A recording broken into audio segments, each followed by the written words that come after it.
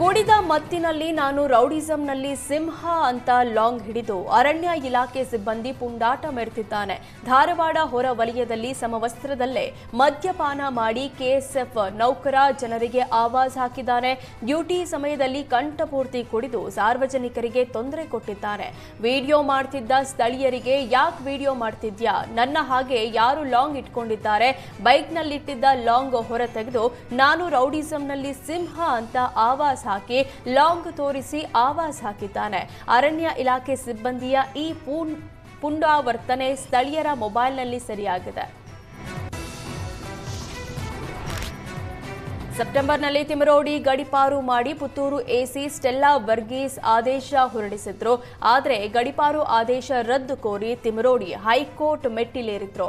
ಈ ವೇಳೆ ವಿಚಾರಣೆ ನಡೆಸಿದ ಹೈಕೋರ್ಟ್ ಪುತ್ತೂರು ಎಸಿ ಗಡಿಪಾರು ಆದೇಶ ರದ್ದು ಮಾಡಿ ಕಾನೂನು ಪ್ರಕಾರ ಹೊಸ ಪ್ರಕ್ರಿಯೆ ನಡೆಸಿ ಆದೇಶ ಮಾಡಲು ಸೂಚಿಸಲಾಗಿತ್ತು. ಮಹೇಶ್ ಶೆಟ್ಟಿ ತಿಮರೋಡಿಗೆ ಮತ್ತೆ ಗಡಿಪಾರು ಪ್ರಕ್ರಿಯೆ ಶುರುವಾಗಿದ್ದು ಡಿಸೆಂಬರ್ 8ರಂದು ವಿಚಾರಣೆಗೆ ಹಾಜರಾಗುವಂತೆ ತಿಮರೋಡಿಗೆ Puttur AC Stella Varghese notice ಕೊಟ್ಟಿದ್ದಾರೆ. ನಿಮ್ಮನ್ನ ಯಾಕೆ ಗಡಿಪಾರು ಮಾಡಬಾರದು ಅಂತ ಕಾರಣ ಕೇಳಿ ನೋಟಿಸ್ ನೀಡಲಾಗಿದೆ.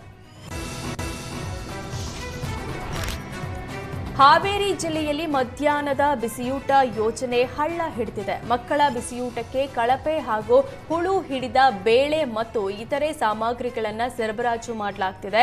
ಮಕ್ಕಳ ಬಿಸಿಯೂಟಕ್ಕೆ ಕಳಪೆ ಸಾಮಗ್ರಿ ಪೂರೈಕೆಯಾಗ್ತಿದ್ರೂ ಶಿಕ್ಷಣ ಇಲಾಖೆ ನಿರ್ಲಕ್ಷ್ಯ ತೋರ್ತಿರೋದು ಬಯಲಾಗಿದೆ. ಅಕ್ಷರ ದಾಸೋಹ ಅಧಿಕಾರಿಗಳ ನಿರ್ಲಕ್ಷ್ಯದಿಂದ ಹುಳು ಬಿದ್ದ ಬೇಳೆ ಸರಬರಾಜು ಮಾಡಲಾಗ್ತಿದೆ. ಬಿಸಿಯೂಟದ ಹೆಸರಲ್ಲಿ ಮಕ್ಕಳ ಆರೋಗ್ಯದ ಜೊತೆ ಅಧಿಕಾರಿಗಳು ಚೆಲ್ಲಾಟ ಆಡ್ತಿದ್ದಾರೆ. ಶಾಲೆಗಳಲ್ಲಿ ಇಟ್ಟಿದ್ದ 100 ಕ್ವಿಂಟಾಲ್ ತೊಗರಿ ಬೇಳೆ ಹಾಳಾಗಿ ಹುಳು ಬಿದ್ದಿವೆ. ಸೆಪ್ಟೆಂಬರ್ ತಿಂಗಳಲ್ಲಿ ಶಾಲೆಗಳಿಗೆ ಸರಬರಾಜಾಗಿದ್ದ ತೊಗರಿ ಬೇಳೆ 2 ತಿಂಗಳಲ್ಲಿ ಹುಳು ಬಿದ್ದಿವೆ. ಹೀಗಾಗಿ ಬೇರೆ ಶಾಲೆಗಳಿಂದ ತೊಗರಿ ಬೇಳೆ ಸಾಲ ಪಡೆದು ಶಿಕ್ಷಕರು ಮಕ್ಕಳಿಗೆ ಬಿಸಿಯೂಟ ಮಾಡ್ತಿರೋದು ಸುವರ್ಣ ನ್ಯೂಸ್ ರಿಯಾಲಿಟಿ ಚೆಕ್ನಲ್ಲಿ ಬಯಲಾಗಿದೆ. ಪಂಚ ಗ್ಯಾರಂಟಿಗೆ ಸಾವಿರಾರು ಕೋಟಿ ಖರ್ಚು ಮಾಡುವ ಸರ್ಕಾರಕ್ಕೆ ಸರ್ಕಾರಿ ಮೊಬೈಲ್ ರೀಚಾರ್ಜ್ಗೆ ಹಣವಿಲ್ವಾ ಎಂಬ ಆರೋಪ ಕೇಳಿಬಂದಿದೆ.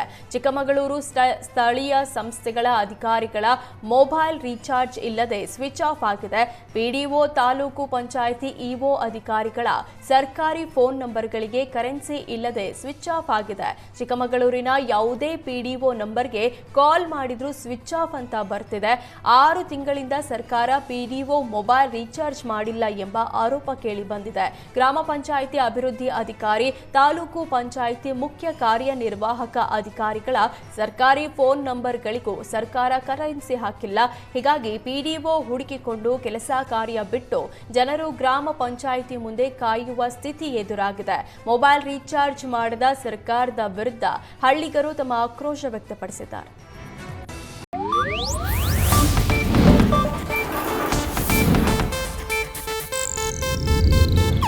ಇದು ಏಷ್ಯಾನೆಟ್ ನ್ಯೂಸ್ ನೆಟ್ವರ್ಕ್ ಪ್ರಸ್ತುತಿ.